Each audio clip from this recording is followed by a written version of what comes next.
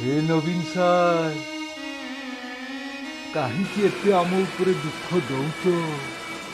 ଆମେ କିଛି ଜାଣିପାରୁନୁ।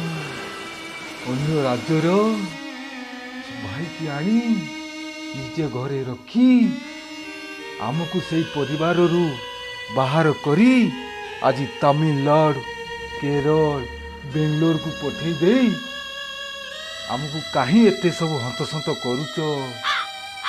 ଯେହେତୁ ଆଜି ଆମେ ବାପ ପାଖରୁ ପୁଅ ନାହିଁ, ମା ପାଖରେ ପୁଅ ନାହିଁ, ସ୍ତ୍ରୀ ପାଖରେ ସ୍ୱାମୀ ନାହିଁ, ଭାଇ ପାଖରେ ଭାଇ ଆଜି ନାହିଁ।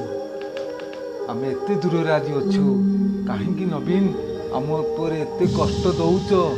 ଆମ ରାଜ୍ୟରେ କ'ଣ ସେ କାମ ସବୁ କରିହେବନି? ଅନ୍ୟ ରାଜ୍ୟର ଭାଇକୁ ଆଣି ନିଜ ଘରେ ରଖି ଆମମାନଙ୍କୁ ସବୁ ବାହାର କରିଦଉଛ। କାହିଁକି ନବୀନ ବାବୁ? କାହିଁକି ଏସବୁ? କାହିଁକି?